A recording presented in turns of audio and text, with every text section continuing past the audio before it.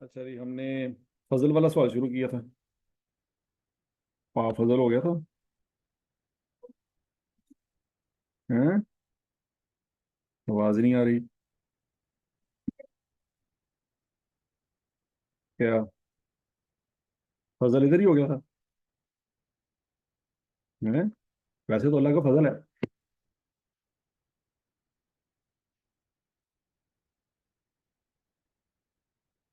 हम्म।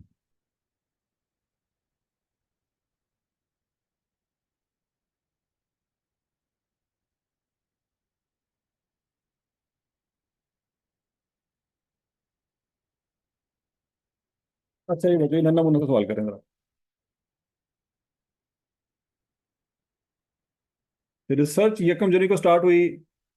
Development यकम जनवरी 2021 को start हुई। सिक्स क्राइटेरिया यकम फरवरी 2022 को मीट हुए। और प्रोजेक्ट कंप्लीट हो गया आपका 30 नवंबर 2022 को। Calculate cost of intangible asset. Intangible asset की कॉस्ट कैलकुलेट करें। चले शाबाश।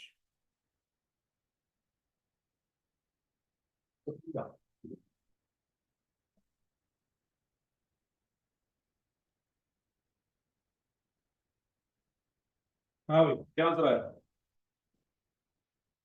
कैसे?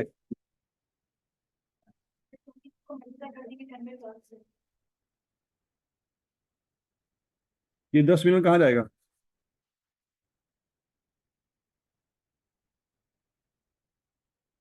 और ये 15 मिलियन? क्यों?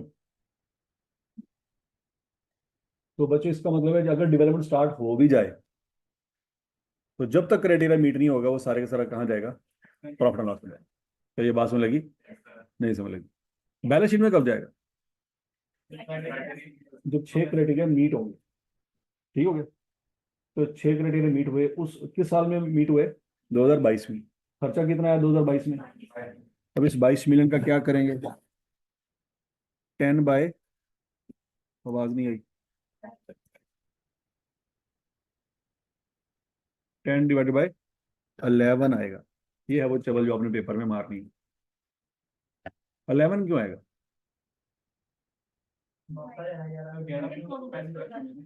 अकल आ रही थोड़ी सी। ये 22 मिलियन लगा, दिसंबर में भी लगा। दिसंबर में तो लगा ही नहीं था, कैसे पता लगा? सब पढ़े जाएंगे। FAR 2 में पहुंच गए हैं। लेकिन ये नहीं पता मल्टीप्लाई का देना करना था, डिवाइड का देना करना है। QM QM। क्या ये 22 मिलियन 12 महीनों का खर्चा है? भाई, जो चीज 30 नवंबर को कंप्लीट हो गई थी, उस पे दिसंबर में खर्चा क्यों करना? नहीं समझ आ रही बात? ठीक हो गया। तो बच्चों, डिवाइड किस पे करेंगे? तो आंसर क्या आएगा? 20 मिलियन आपका एसेट है जो बैलेंस शीट में जाएगा। हजम शुद्ध। अब इसमें भी आपने चवले मारनी है, लेकिन मैं कहता हूं पहले मार ही लें, फिर बताऊंगा। चलो शाबाश। और खेल गए, खेल खेल दिमाग नहीं खेलना, सारा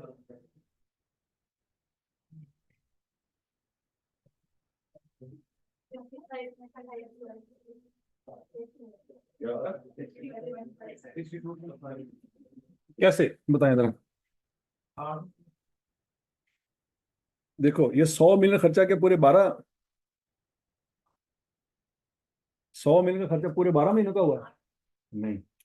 100 मिलियन का खर्चा हुआ ये कम अक्टूबर तक।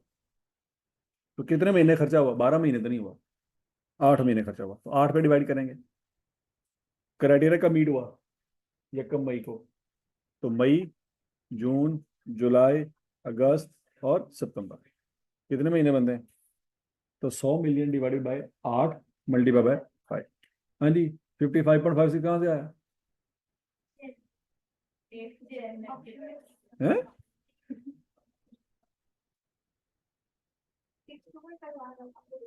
ऑप्शन ए नहीं नजर आया, सीधा बी तक पहुंचे। हैं? ऐसे ही है।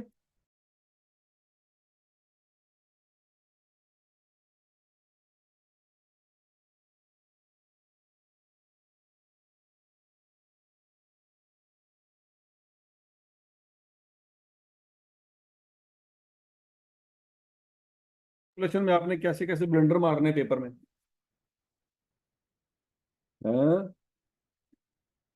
अच्छा जी बच्चों, अमोर्टाइजेशन एंड इम्पेयरमेंट भी समझ आ गई थी। देखो जब डेवलपमेंट एसेट मुकम्मल होगा ना तब अमोर्टाइजेशन स्टार्ट होगी, लेकिन उससे पहले क्या होगी?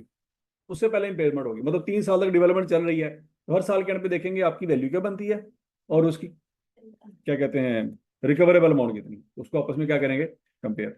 लेकिन जब डेवलपमेंट हो रही है तो उस वक्त अमोर्टाइजेशन नहीं होगी। डेवलपमेंट मुकम्मल होने के बाद क्या होगी? जैसे प्लांट है, प्लांट जब तक इंस्टॉल नहीं ना होगा डेप्रिसिएशन स्टार्ट नहीं होगी। इंस्टॉल होगा, रनिंग फॉर्म में आएगा, तो फिर उसके बाद डेप्रिसिएशन स्टार्ट होगी। या प्लांट अभी जापान से आ रहा है, रास्ते में ही है, तो डेप्रिसिएशन स्टार्ट कर दें। पॉइंट समझ लग गया? तो इसी तरह से डेवलपमेंट जब तक मुकम्मल नहीं ना होगी, मुकम्मल होने का मतलब है कि प्लान इंस्टॉल हो गया, ठीक हो गया। तो जब जब तक डेवलपमेंट मुकम्मल नहीं ना होगी अमोर्टाइजेशन स्टार्ट है।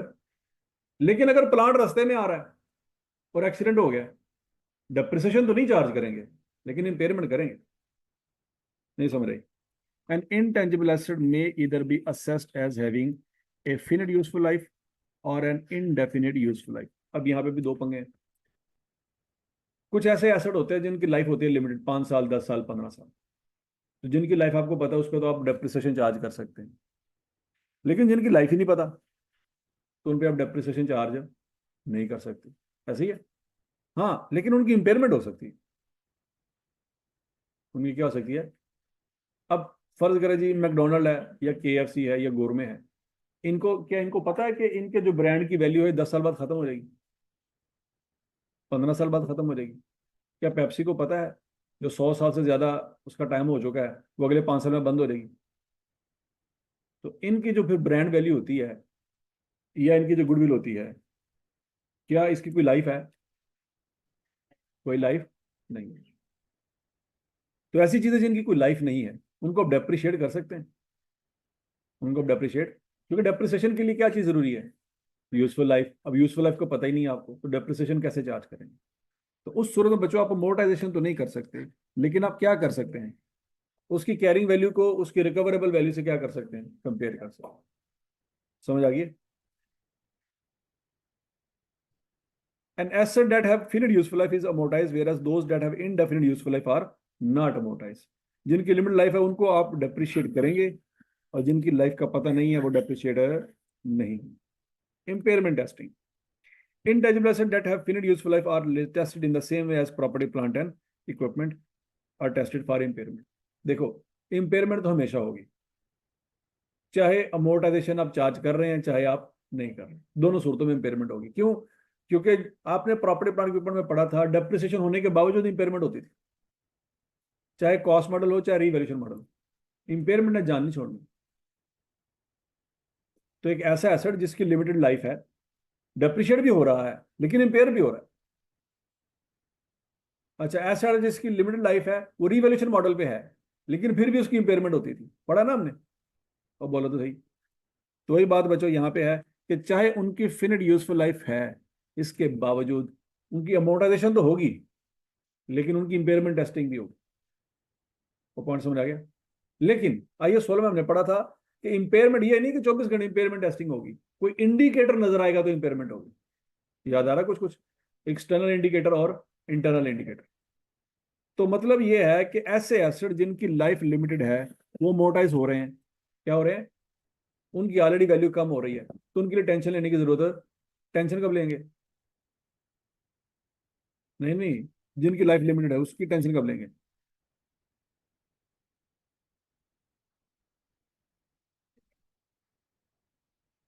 अगर कोई आपको इंडिकेटर मिल गया।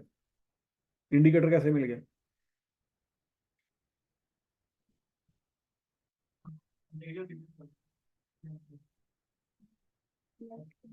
impairment test is first performed to identify whether there is an indication of impairment or not.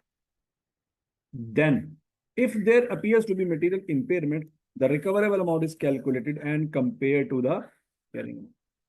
तो पहले इंडिकेशन देखी जाएगी, ठीक है जी। अगर इंडिकेशन है तो आगे चलेंगे, अगर इंडिकेशन नहीं है तो स्टोरी खत्म। समझ आई? The following intangible assets are not amortize. ये नीचे वाले जो इंटेंजिबल एसेट्स उसके ऊपर कभी डेप्रिसिएशन चार्ज है, उसमें हमेशा इंपेयरमेंट होगी। कौन कौन से? परचेज गुडविल, केएफसी ने अपना नाम बनाया, उसको नहीं पता कितना खर्चा किया, लेकिन किसी और ने केएफसी की फ्रेंचाइज ले ली है, उसको तो पता है कि नहीं पता, उसने तो पेमेंट की है, तो वो गुडविल रिकॉर्ड कर सकता है, तो उसका नाम क्या होगा?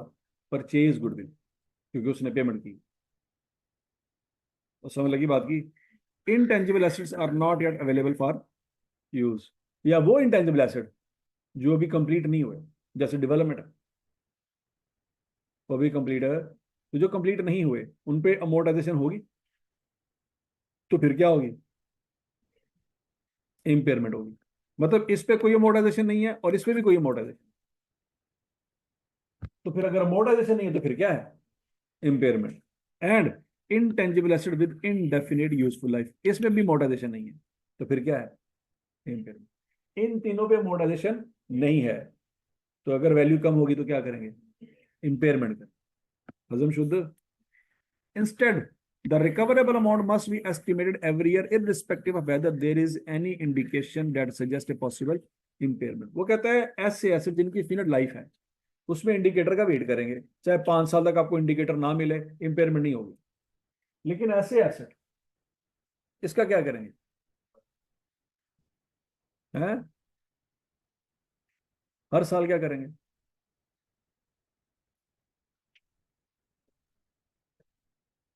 हाँ जी, जिनकी फिनिट लाइफ है उसमें क्या करेंगे, और जिनकी इंडेफिनिट लाइफ है उसमें क्या करेंगे? फर्क बताएं जरा शाबाश।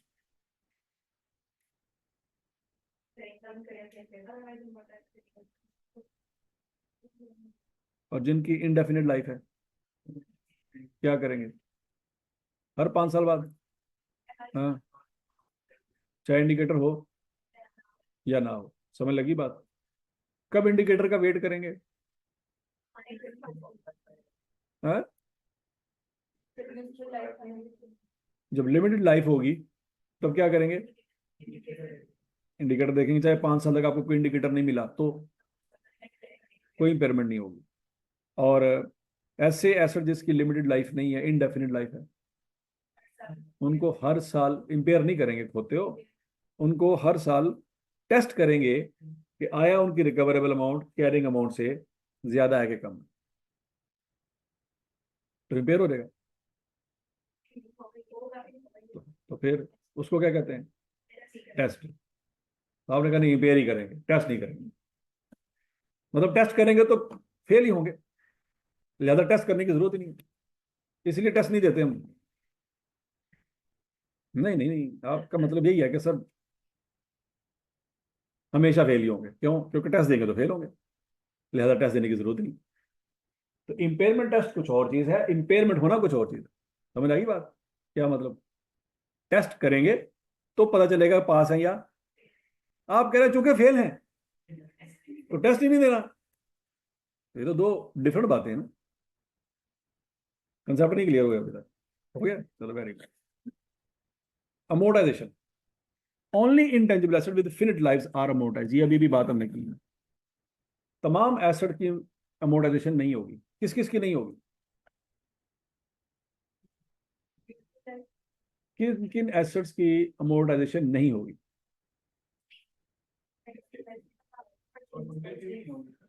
कौन सी? जो खुद बनाई है, जो गुडविल खुद बनाई है उसकी तो वैल्यू ही नहीं पता, वो तो इंटेंजिबल एसेट क्राइटेरिया भी पूरा नहीं उतरता। कौन सा क्राइटेरिया जिसमें पूरा नहीं उतरता? कॉस्ट वाली। जो चीज आपने खुद अपने घर में बनाई है उसकी कॉस्ट मैयर नहीं कर सकते, तो चूंकि कॉस्ट मैयर नहीं कर सकते, बैलेंस शीट में लिखोगे क्या? तो जो चीज बैलेंस शीट में लिख ही नहीं सकते उसके अमोर्टाइज करने का सवाल ही पैदा नहीं होता। भैया अमोर्टाइज वो चीज होगी ना जो बैलेंस शीट में पड़ी है, बैलेंस शीट में कोई चीज पड़ी नहीं। समझ लगी बात? अमोर्टाइजेशन 3 एसेट्स की नहीं हो सकती, बताएं जरा कौन कौन से? Purchase goodwill not available for use, अभी वो डेवलपमेंट फेज में, मुकम्मल नहीं हुई फेज।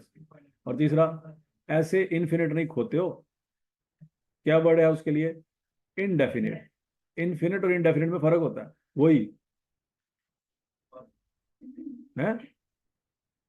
इनडेफिनिट और इन्फिनिट एक ही चीज है, की फर्क है? चल रहा दोस्त। इसका पता होगा हमेशा के लिए यूज होगा, इंडेफिनिट इसका भी पता ही ना है। इनफिनिट का मतलब हमेशा डेप्रिशिएट ही होती रहेगी, तो इनडेफिनिट। हाँ, बेसिकली देखो बच्चों, कुछ चीजें ऐसी हैं जिनकी यार लाइफ का आपको पता नहीं है, दैट डजंट मीन कोई इनफिनिट है, नहीं समझेगा। कुछ चीजें जिसको मैयर नहीं कर सकते, दैट डजंट मीन इनफिनिट है। आपकी कैपेसिटी नहीं है उसको मैयर करने की, बोला बात। मतलब पेप्सी कंपनी को नहीं पता कि वो कितने साल चल चल सकती है, दैट डजंट मीन वो इन्फिनिटी तक चल सकती। समझ आ गई बात? हाँ, किसी चीज का पता ना होना डजंट मीन कि वो इन्फिनिटी है। ठीक है, हम उसके बारे में ये कहेंगे यार हमें नहीं पता, हमें अगर पता हो तो वो डेफिनेट है, लेकिन अगर हमें नहीं पता तो हम कहेंगे इनडेफिनेट। वो इनफिनिट नहीं है, दोनों में फर्क है। क्लियर है सबको? अच्छा जी, only intangible asset with finite lives are amortized. There are three variables to calculate the amortization. ये वही डेप्रिसिएशन वाला पॉइंट है बच्चों। डेप्रिसिएशन निकालने के लिए आपको तीन चीजें पता नहीं चाहिए थी, याद है? रेजिडुअल वैल्यू, टाइम और मेथड। कि स्ट्रेलर मेथड है या रिड्यूसिंग बैलेंस मेथड है, 5 साल लाइफ है कि 10 साल लाइफ है, और रेजिडुअल वैल्यू है कि नहीं है। याद है? फार्मूला होता था स्ट्रेलर मेथड का, cost minus residual value divided by useful life. तो डेप्रिशिएबल अमाउंट भी आपने आईए 16 में पढ़ी हुई है। Depreciable amount is cost minus residual value. Residual value क्या होती है? अब यहाँ पे पंगा है। रेजिडुअल वैल्यू बच्चों, अगर तो प्लांट है उसकी तो अब रेजिडुअल वैल्यू फाइंड कर लेंगे। मोबाइल है, फाइंड हो रही है रेजिडुअल वैल्यू? अब बोलो तो सही। फर्नीचर है, इक्विपमेंट है, लैपटॉप है, बिल्डिंग है, ठीक है जी। तो ये गाड़ी है फर्ज करें, तो उसकी रेजिडुअल वैल्यू फाइंड हो जाएगी। क्यों हो जाएगी?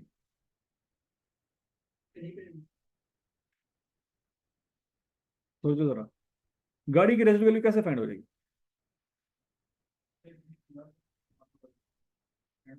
फिर गाड़ी की वैल्यू 5 साल बाद 1 लाख रुपया होगी या 2 लाख रुपया होगी, आपको कैसे पता आज? सोचने वाला पॉइंट है। वैल्यू क्यों बताएगा? सोचो सोचो सोचो सोचो।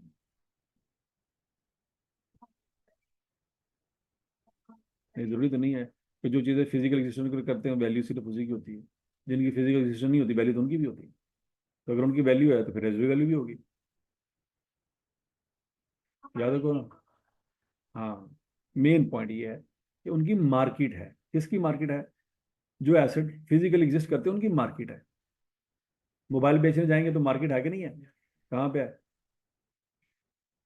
ठीक है जी। गाड़ियां बेचनी जानी है तो गाड़ियों की मार्केट है कि नहीं है? फर्नीचर मार्केट है कि नहीं है?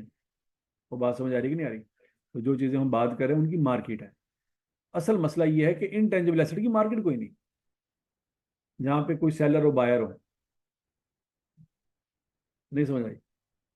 कोई बंदा मैकडोनल्ड का लोगो उतार के लेके जा सकता मार्केट में, यार मैं बेचना चाहता एम एडा वड्डा मैं बनाया सी तो हुण मैंने तो जरूरत नहीं है।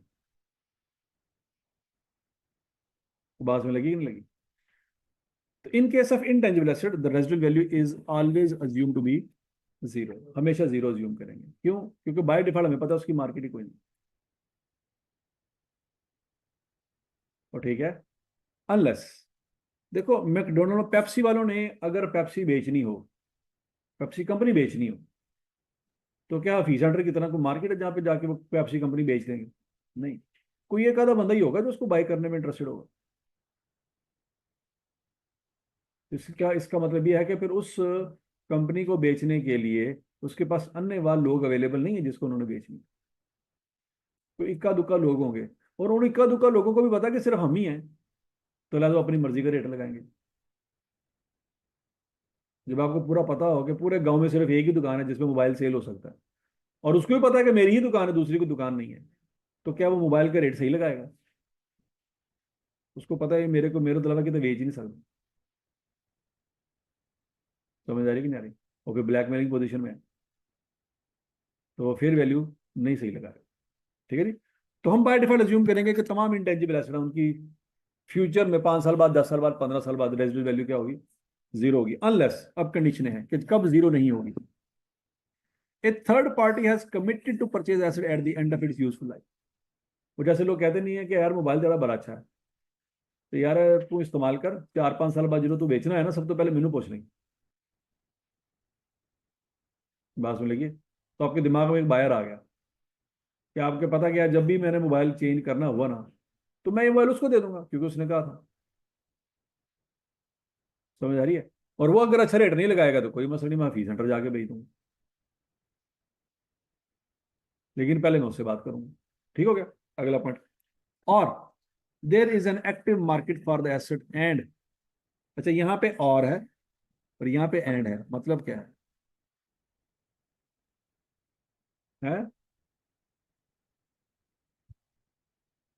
मतलब ये पहली बात यहाँ पे पूरी हो गई, दूसरी बात यहाँ पे पूरी नहीं हुई। And it is possible to determine the residual value using such market, and it is expected that such a market will still exist at the end of useful life। कितनी बातें हैं यहाँ पे? एक बात है, दो है, तीन है, चार बातें हैं, टोटल दो बातें। पहली बात क्या है? थर्ड पार्टी से कमिटमेंट है, तो जो मार्केट हो या ना हो कोई फर्क पड़ता है? कोई फर्क नहीं पड़ता। ठीक है जी? आपने एक ऐसी चीज बनाई है जो घर में बनाई, दुनिया में वो किसी के पास भी नहीं। ओके, आप उसको बेचने जाएंगे मार्केट में, मार्केट वाले को तो पता ही नहीं भला क्या है, तो वो आपका रेट भी नहीं लगा सकते कि यार इसका क्या रेट होगा। लेकिन आपके दोस्त को पता है कि यार इसने ये चीज बनाई है, बड़ी इंपॉर्टेंट है और इसका बड़ा फायदा होगा। वो आपको कहता है कि तू इस्तेमाल कर, 4 साल 5 साल, जब तू इसको बेचना चाहेगा ना तो मुझसे बराबर कर ले, तो आपको पता लगा ये सेल हो सकती है। अगर वो दोस्त ना आपको कमिट करता, तो आप कहीं भी दुनिया में बेच नहीं सकते। समझ आ गई बात? ठीक हो गया? दोस्त ने कमिटमेंट कर दिया तो मार्केट देखने की जरूरत है कि मार्केट है या नहीं है, बात ही खत्म होगी। लेकिन अगर दोस्त ने कमिटमेंट नहीं की, तो फिर मार्केट देखनी पड़ेगी। लेकिन सिर्फ मार्केट नहीं देखनी पड़ेगी, तीन चीजें देखनी पड़ेंगी। क्या? नंबर वन, मार्केट होनी चाहिए। फिर उस मार्केट में उस एसेट की वैल्यू भी, मतलब हो सकता है वो मार्केट तो हो, लेकिन वो मार्केट आपके एसेट को जानती ना हो। नहीं समझ आ रही? मतलब पाकिस्तान में मोबाइलों की मार्केट है तो सही, लेकिन आपके पास फर्ज करें इंडिया का कोई फोन है, आपका दोस्त इंडिया में रहता, तो उसने आपको पार्सल करवा दिया, एयरटेल का फोन उसने आपको भेज दिया। अब आप वो फोन पकड़ के हफीज सेंटर में जाते हैं, यार ये मैंने सेल करना है, तो कोई उसका रेट नहीं लगा सकता, क्योंकि उस मार्केट में उस तरह का फोन पहले कभी किसी ने देखा ही नहीं। अब हर बंदा अपने अपने अंदाजे लगा रहा है। ठीक है जी? तो मार्केट तो है, लेकिन उसकी वैल्यू नहीं लग पा रही। समझ आ गई बात की? तो दूसरी बात क्या होनी चाहिए फिर? एक तो मार्केट होनी चाहिए, लेकिन मार्केट होना काफी नहीं है। और क्या होना चाहिए? उसकी रेजिडुअल वैल्यू भी डिटरमाइन होनी चाहिए। एंड तीसरी बात,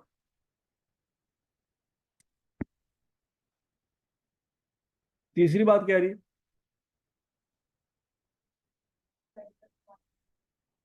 कि आज तो मार्केट है, ऐसा ना हो 5 साल बाद ये बंद हो जाए मार्केट।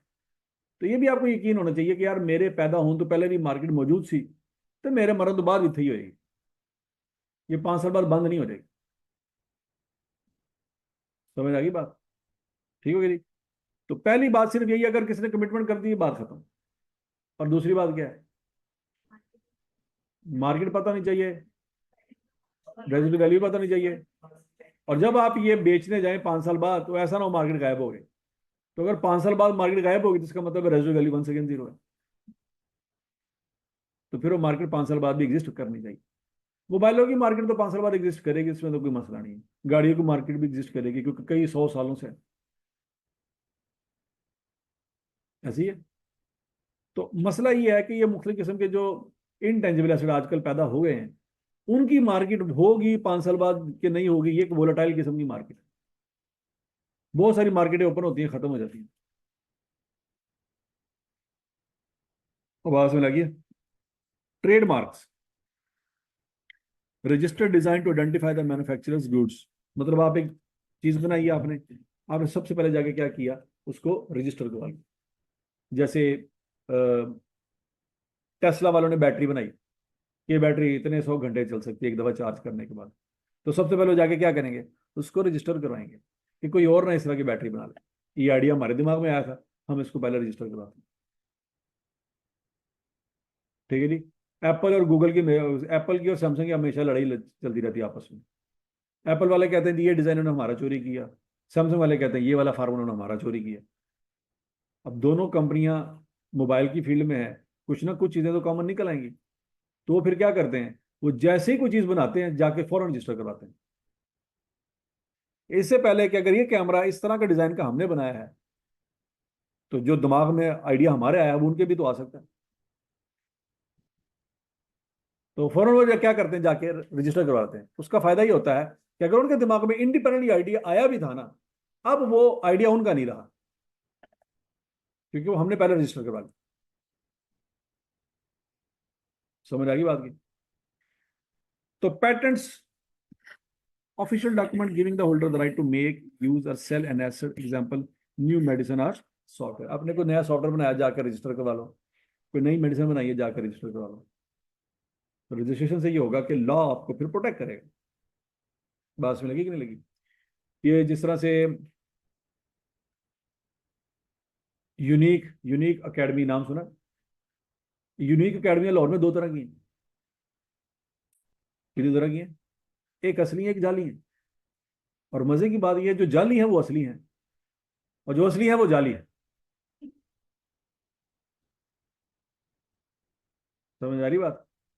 अब क्या मतलब है कि जो असल यूनिक एकेडमी को चलाने वाले मालकान थे ना, उन्होंने यूनिक एकेडमी चलाई, 1 साल 2 साल 3 साल 4 साल, मशहूर हो गए, ब्रांचेस ओपन होना शुरू हो गई। उन लोगों के पास कुछ लोग काम करते थे, उन्होंने सारा काम सीखा, 2 साल 3 साल 5 साल काम सीखा, और उन्होंने फिर अपनी अकेडमी बनाना शुरू कर दी। और जैसे उन्होंने अपनी अकेडमी पहली बनाई, जाके गवर्नमेंट के पास रजिस्टर करवा लिया।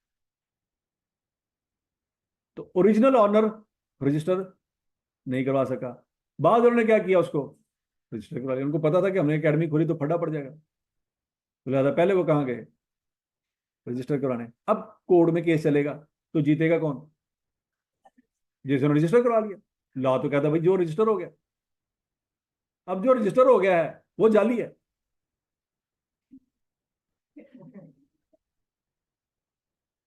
समझ आ रही बात? ठीक हो गया। और जो रजिस्टर हो गया है, अब वो, उनको पता तो है कि वो गिल्टी है, क्योंकि ये नाम हमारा नहीं था, ये नाम उन्होंने बनाया था। तो वो उनको बस ये कहते हैं कि यार तुसी ना सानू छेड़ो ना सी तुम छेड़ांगे। हालांकि हमें पता है कि अगर आप कल को केस करने जाओगे आप हार जाओगे, लेकिन हम आपके पे के ऊपर कभी केस नहीं करेंगे, क्योंकि अंदर ही अंदर हमें जमीर हमारा बताता है कि हमने 2 नंबरी की है। तो लिहाजा तुसी भी अपना कमाओ, असी अपना कमा। बात में लगी? तो जिन्होंने यूनिक एकेडमी को रजिस्टर करवाया, जो 2 नंबर लोग थे, वो यूनिक एकेडमी लाख लाख 2 2 लाख 5 5 लाख 10 10 लाख में उसका फ्रेंचाइज बेची जा रहे हैं। और लेकिन जो ओरिजिनल यूनिक एकेडमी वाले हैं वो नहीं बेचते।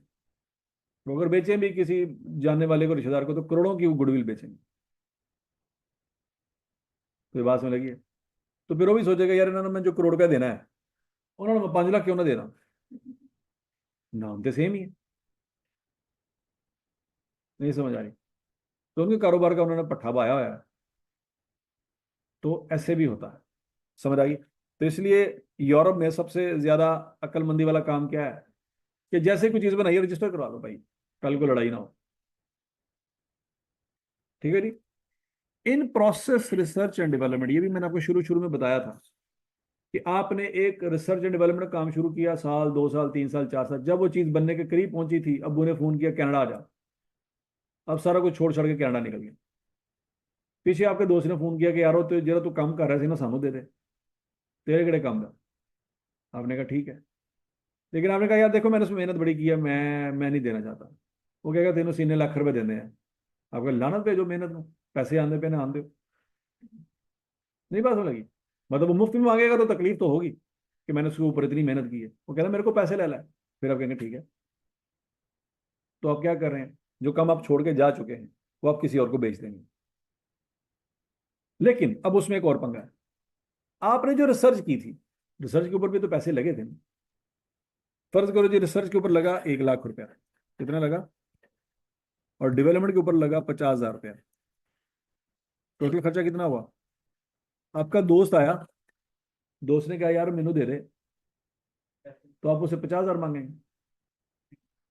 हालांकि आपको पता है कि ये चीज आप प्रॉफिट लॉस में लेके जा चुके हैं, ये चीज बैलेंस शीट में पड़ी हुई है। असल में तो उसकी कैरिंग वैल्यू 50,000 है। वो दोस्त कह रहा है कि यार मनु दे दे चीज, तो आप कहेंगे हाँ यार मेरी बैलेंस शीट में 50,000 की लिखी हुई, चलो ठीक है तुम 50,000 दे दे। हाँ क्या करेंगे? 1.5 लाख रुपया मांगेंगे उससे, और 1.5 लाख से भी शायद ऊपर ही जाएंगे।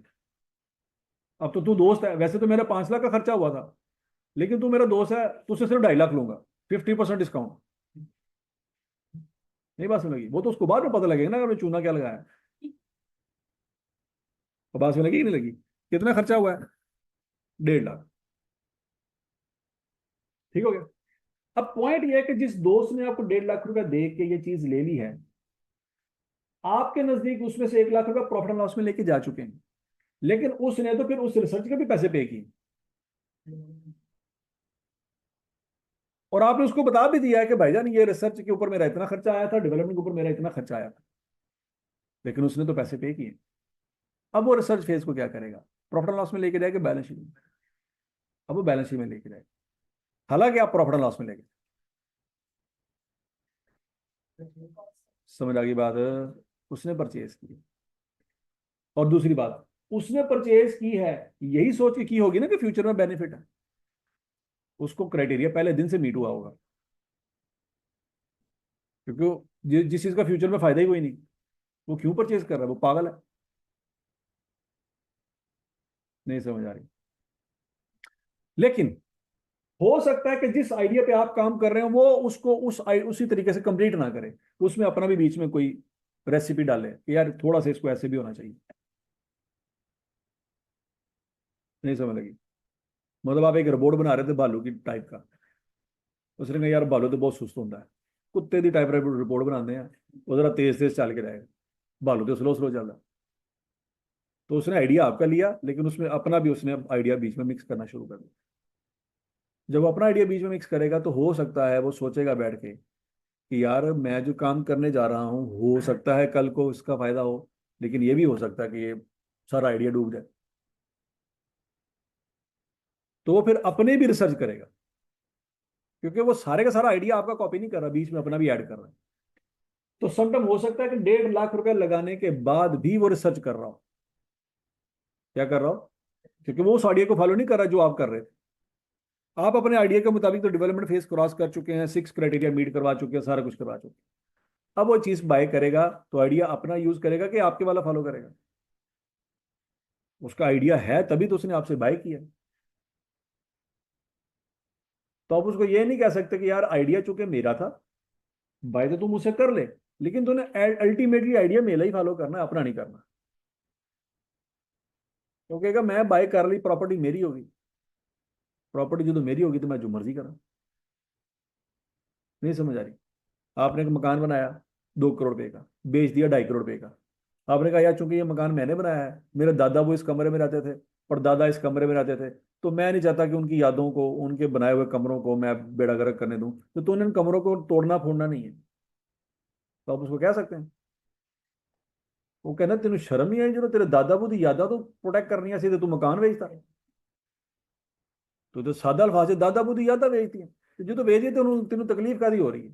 तू एक पासे रह, या तो तू बेच, ये जो बेचेगा तो फिर है गल ना कर, जो करनी है तो फिर ना बेच। पैसे ले रहे हैं सैड दो, असं अगले दिन भावें बलडोजर फिर के इत्थे प्लाजा बनाइए। नहीं समझ आ रही बात? ठीक है ना? तो उस बंदे ने आपको 1.5 लाख रुपए दे दिया, अब आप साइड पे और वो साइड पे।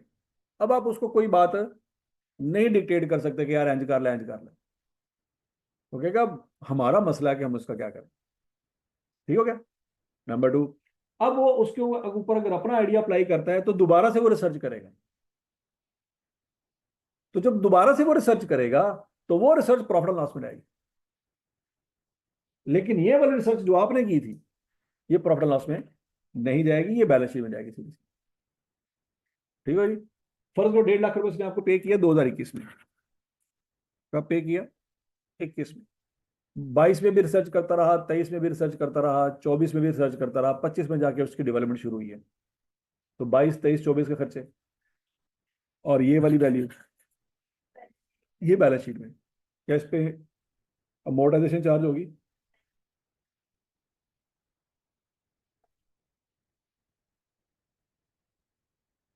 क्या इस पे अमोर्टाइजेशन चार्ज होगी? सवाल ये है। क्यों? तो फिर क्या करेंगे? इम्पेयरमेंट होगी इसके ऊपर। नहीं समझे? क्योंकि बैलेंस शीट में क्या है, अमोर्टाइजेशन चार्ज कर नहीं सकते, तो फिर क्या चार्ज करेंगे? अच्छा, 22 23 24 में जो खर्चा आया वो सीधा प्रॉफिट लॉस में गया। समझ आ गई बात? अच्छा, तो 25 में जब दोबारा डेवलपमेंट शुरू होगी, वो डेवलपमेंट इसमें ऐड होना शुरू हो जाएगी। हजम शुद्ध के खत्म शुद्ध?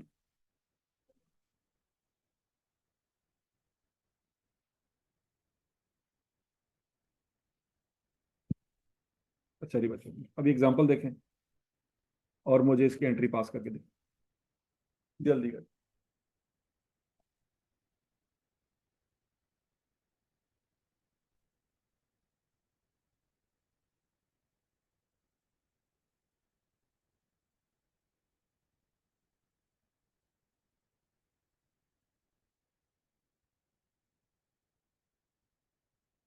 हाँ जी।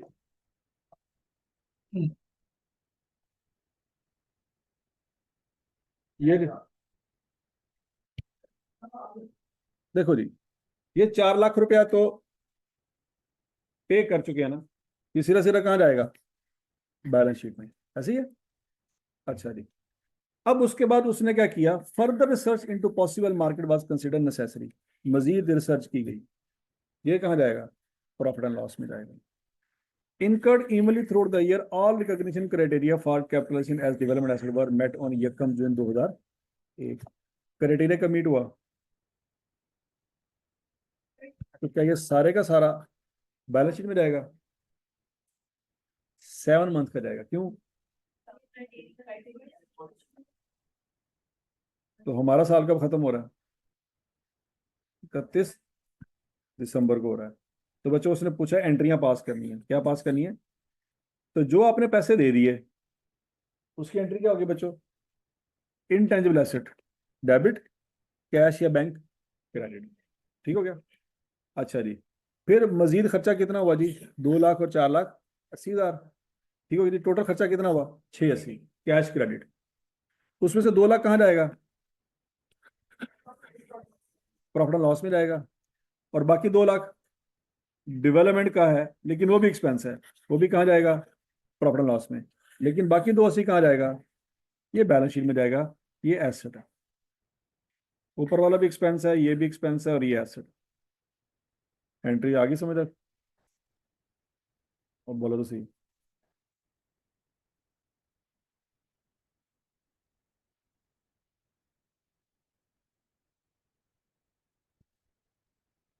तो आसान है कि मुश्किल है?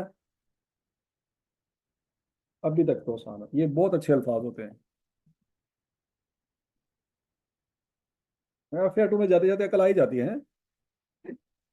प्रॉपर अल्फाज बंदा इस्तेमाल करता है कि अभी तक आसान है, अगे का नहीं पता। जे आपा कहता है कि सर ये तो बहुत आसान है, तेरी बेइज्जती। अगर कह दिया बहुत मुश्किल है, फिर भी चवल।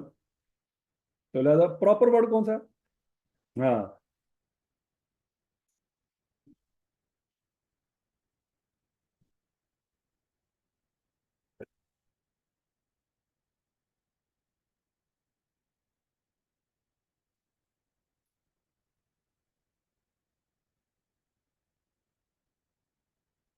अच्छा नहीं बच्चों, ये सवाल है, ये करें। आप करेंगे तो ज्यादा बेहतर है, मैं करूंगा तो मैं तो कर ही।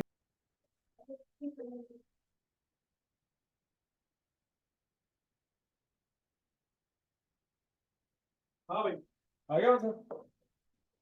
क्या है जी? जनरेटिव बनाइए, मैचलेस एंटरप्राइज। क्या क्या एंट्रीज बनाइए जरा, बताएं जरा, पहले आप बताएं। अच्छा जी, 19 जनवरी 2012, matchless enterprise limited acquired research data along with partially developed product design from a company for 2 million। Research cost 0.5 million और डेवलपमेंट कॉस्ट। तो यहाँ पे क्या लिखेंगे जी? किस तारीख को? यकम जनवरी 2012। Research and development asset, debit, cash या बैंक क्रेडिट।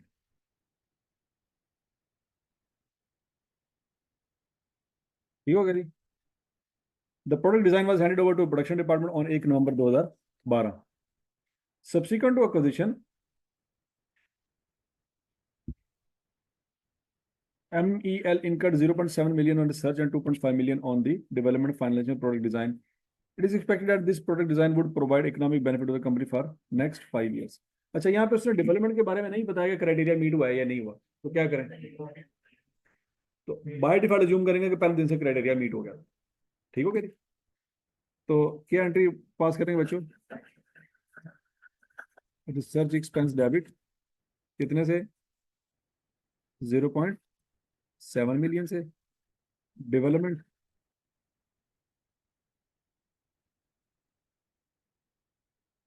कितने से? कैश या बैंक क्रेडिट कितने से?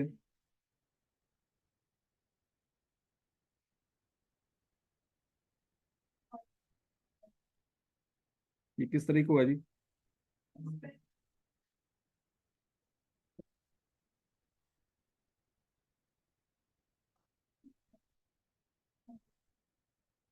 नवंबर में आया?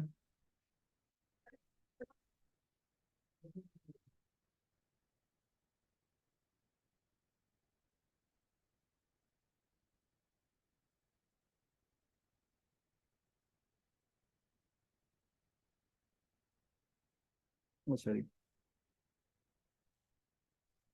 अब 31 दिसंबर को क्या होगा?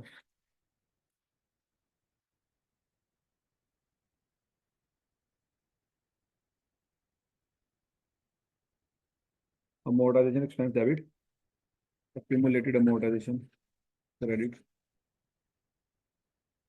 कितने से?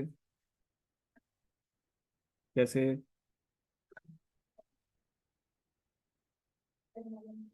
2 + 2.5 मिलियन डिवाइडेड बाई 5, क्या आंसर आता है? 0 पॉइंट।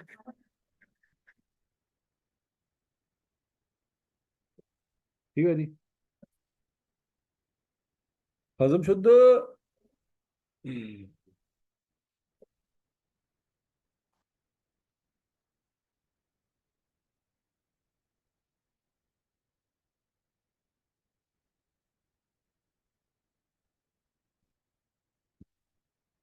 समझ आ गई सबको?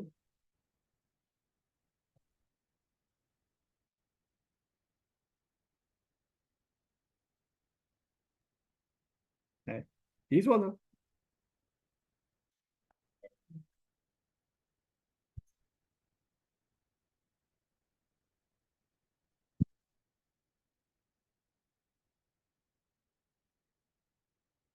ये था। ठीक हो गया।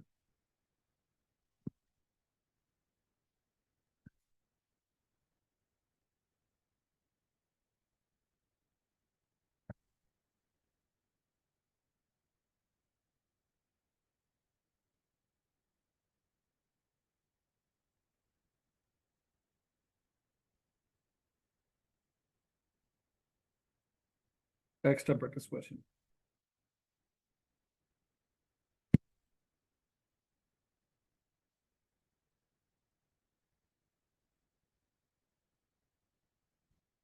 हम्म। खामोश।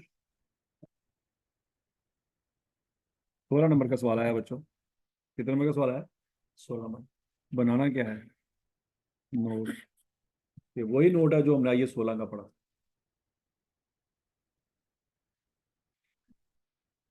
खामोश।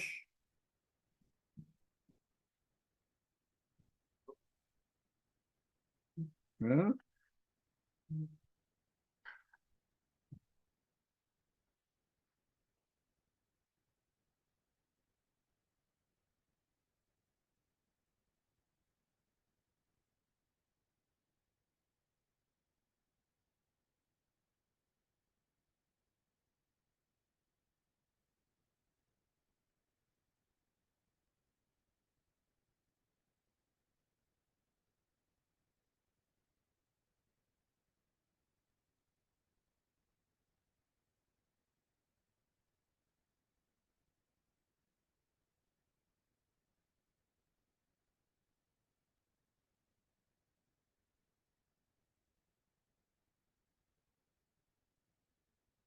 ये सारी बातें पढ़ ली थी हमने। फजल साहब ही हो गए थे। अच्छा जी।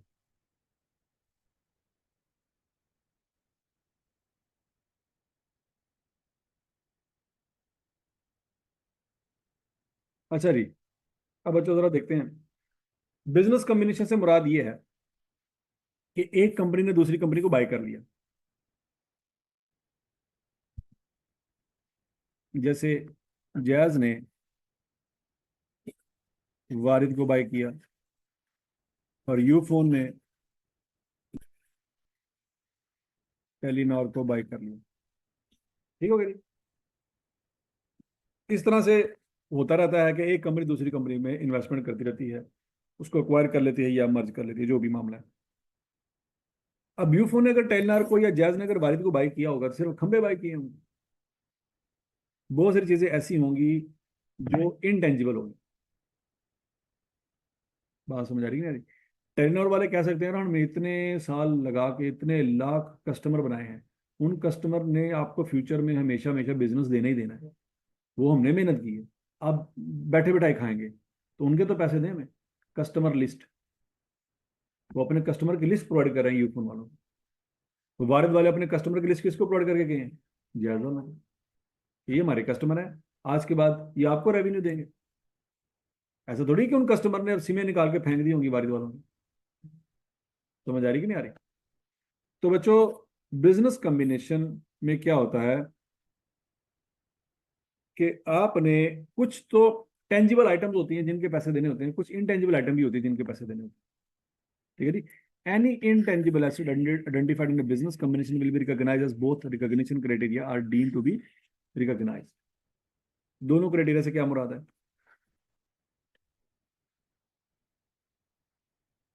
दो क्राइटेरिया कौन कौन से हैं?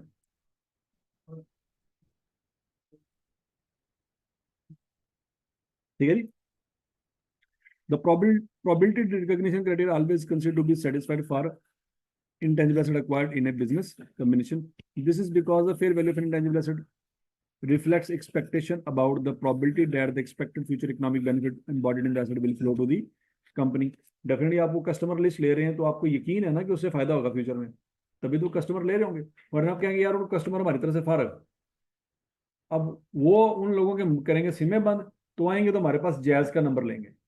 नहीं, अगर आप उनकी सिमें बंद की तो हो सकता है यूफोन का नंबर ले लें। ठीक है जी। मतलब ये कह रहे हैं कि हमें नहीं आपकी कस्टमर लिस्ट चाहिए। जब उनकी सिमें हम ये वारिद की बंद कर देंगे ना, तो अल्टीमेटली हमारे ही सिम में आके लेंगे। तो हम आपके कस्टमर लिस्ट की कदर नहीं करते। तो उनको पता नहीं, बात ऐसी नहीं है, डीप डाउन वो भी जानते हैं, दूसरे भी जानते हैं कि उस कस्टमर लिस्ट की वैल्यू होगी। समझ आ रही बात?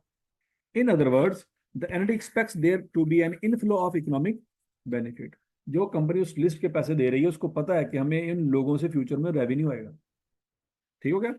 The reliable measurement criteria is always considered to be satisfied for intangible asset acquired in a business combination. If an asset acquired in a business combination is separable or arise from contractual or other legal rights, sufficient information exists to measure reliably the fair value of the asset। कहता या तो ये है कि आपने उसको, जो asset लिया है, वो आप उसको बाकी एसेट से अलग कर सकते हो। याद होगा कि हमने ये पढ़ा था कि इंटेंजिबल एसेट की निशानी ये भी है कि वो सेपरेट हो सकता है।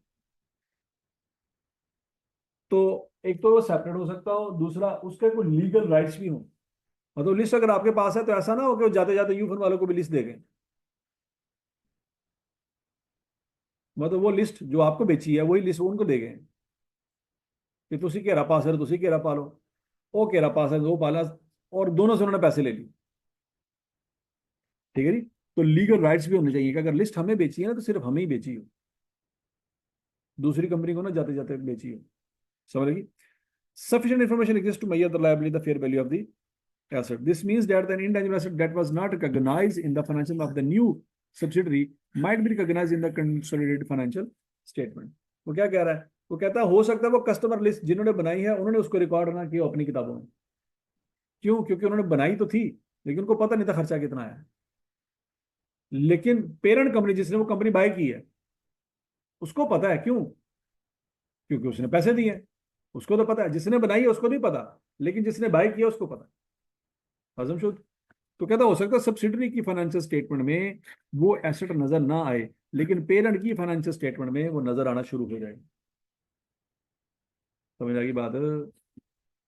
याद करो, कस्टमर लिस्ट तो हम लिख भी नहीं सकते, वो 5 आइटम ऐसी थी, 5 ऐसे एसेट थे जिनको हम रिकॉग्नाइज नहीं कर सकते थे, याद है? 5 थे कि 6 थे? कौन कौन से थे भला? ब्रांड, गुडविल, ट्रेडमार्क, मार्क्स एड, कस्टमर लिस्ट। तो कस्टमर लिस्ट भी उसके अंदर आती है, ठीक है जी। The following are all items that would meet the definition of intangible asset if acquired in a business combination. Market related intangibles, अभी बड़ी लंबी लिस्ट है, तो ये तो आप याद नहीं रख पाएंगे। जस्ट आपने ये याद रखना है कि कौन से रिकॉर्ड नहीं होते, उनके अलावा बाकी सारे क्या होते हैं, ये सारे रिकॉर्ड होंगे। Customer related intangibles, customer list हो गया, customer contracts and related customer relationships, ठीक है जी। Internet domain name, newspaper mastheads, trademark, trade name, service market marks, collective marks, certification marks वगैरह वगैरह, ठीक है जी। आपको पता है ये डोमेन नेम जो होते हैं ये भी बड़े महंगे सेल होते हैं। फॉर एग्जांपल, एक बंदे ने किस जमाने में एलोन मस्क के नाम से वेबसाइट बना ली। अब एलोन मस्क को उसके बगैर वेबसाइट की जरूरत नहीं थी। 5 साल बाद, 10 साल बाद, 15 साल बाद एलोन मस्क को वेबसाइट का नाम की जरूरत पड़ी। उसे सर्च किया, उसने जैसे गूगल कह रहता होता है कि यार ये तो ऑलरेडी रजिस्टर्ड है नाम, ये तो ऑलरेडी किसी ने बाई किया हुआ। अब एलोन मस्क को टेंशन होगी, यार मेरा नाम है लेकिन मैं अपनी वेबसाइट नहीं बना सकता। तो फिर वो क्या कर रहेगा, वो उस बंदे से खरीदेगा, और उसको पता है कि ये एलोन मस्क है, तो क्या 500 की बेच देगा? तो 500 की नहीं बेचेगा। बात समझ आ रही कि नहीं आ रही? तो ऐसे ही जो मशहूर मशहूर जो नाम होते हैं या कंपनियां होती हैं, अगर उनकी वेबसाइट कोई नहीं है तो पहले बना लो।